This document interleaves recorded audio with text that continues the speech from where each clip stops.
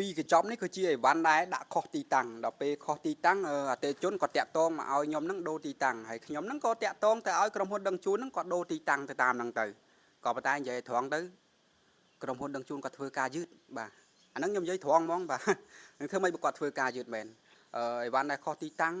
ពេលខ្លះទៅខ្ញុំប្រាប់គាត់ទៅមួយថ្ងៃពីរថ្ងៃអញ្ចឹងទៅគាត់ដូរទីតាំងបានហ្នឹងទៅហើយដល់ពេលអីវ៉ាន់ខ្លះទៀតខ្ញុំប្រាប់គាត់ឲ្យដូរទីតាំងដែរដល់ពេលចូលមួយអាទិត្យអតិជនគាត់ទឿនខ្ញុំបងដូរទីតាំងនៅបងដូរទីតាំងហ្នឹងខ្ញុំប្រាប់គាត់ថាខ្ញុំប្រាប់គេឲ្យដូរឲ្យបងបាទបើខ្ញុំប្រាប់គេមែនដល់ពេលខ្ញុំចូលឆែកក្នុង app ទៅអីវ៉ាន់នៅទីតាំងចាស់ដែរបាទដល់ពេលអញ្ចឹងដឹងធ្វើម៉េចទេបាទអ្នកលក់នេះវាតាំងទ្រុងបាទតាំងទ្រុងវិញយើងក៏ដាក់អីវ៉ាន់ថ្មីឲ្យអតិជនទៅហើយយើងបវលអីវ៉ាន់ចាស់ហ្នឹង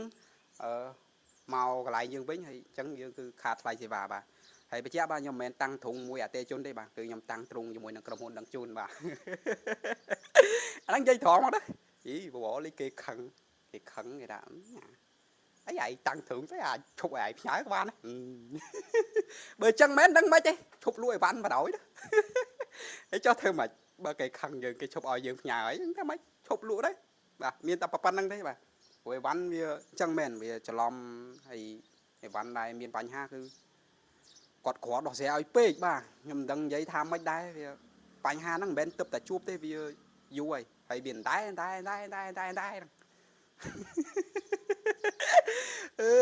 ហើយវ៉ាន់ហ្នឹងមិនមែនមានតែ2ខ្ចប់ទេបងប្អូននៅមានវ៉ាន់ប្រមាណខ្ចប់ទៀតដែរខុសទីតាំងហើយយើងដាក់វិលត្រឡប់ដែរអញ្ចឹងយើងផ្ញើវ៉ាន់ថ្មីឲ្យអតិថិជនទៀតហើយវ៉ាន់ដែរច្រឡំទីតាំងបងអើយបងប្អូនបាទខ្ញុំសូមនិយាយទៅដល់អតិថិជនបាទវារៀងយូរតិចហើយអញ្ចឹងខ្ញុំមានតែអធិស្ឋានបាទសូមឲ្យបងយោគយល់ព្រោះអីខ្ញុំជាអ្នកលក់នេះខ្ញុំចង់ដាក់អីវ៉ាន់ថ្ងៃហ្នឹងឲ្យទៅដល់ស្អែកផងប៉ុន្តែធ្វើមិនបាទខ្ញុំវានៅខេត្តឆ្ងាយដែរខេត្តរតនគិរីវាឆ្ងាយបងប្អូនហើយបងប្អូនខ្លះក៏នៅខេត្តឆ្ងាយពីខ្ញុំអញ្ចឹងវារៀងពិបាកដែរហើយអីវ៉ាន់ដែលដាក់ខុសទីតាំងបើសិនជាអតិថិជនគាត់អន់ចិត្តបាទមានអារម្មណ៍ថាតាំងទ្រូងដូចខ្ញុំនេះតាំងទ្រូងជាមួយក្រុមហ៊ុនដឹងជួនដែរហ្នឹងបងចង់ឲ្យខ្ញុំទូទាត់លុយឲ្យវិញក៏បានអាហ្នឹងខ្ញុំមានជំរឿសឲ្យបងរើសបាទទី1បងឲ្យខ្ញុំទូទាត់លុយវិញទី2បងឲ្យខ្ញុំដាក់អីវ៉ាន់ថ្មីផ្ញើទៅឲ្យបងបាទអាហ្នឹងយើងបញ្ជាក់ទីតាំងច្បាស់ម្ដងទៀតគឺយើងមិនឲ្យច្រឡំជាលើកទី2ទេបាទអើយបញ្ហាច្រើនពេកចង់ឈួតទេណាតែដល់ពេលឈួតទៅសោចស្រួលឡោយី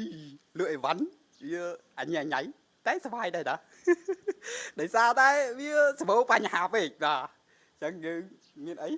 យើងសុបាយចិត្តជាមួយនឹងបញ្ហាដែលវាកើតឡើងមកហើយបើយើងទៅធ្វើមុខស្អុយទៅធ្វើមុខមើជាមួយនឹងអាបញ្ហាហ្នឹងយើងដោះស្រាយវាក៏មិនរលូនដែរបាទវាតាំងទ្រុងរឹតតែតាំងលើដើមតប់ប្រមល់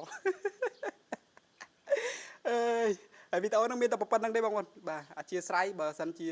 ខ្ញុំនិយាយទៅវាលើសលុះឬមួយក៏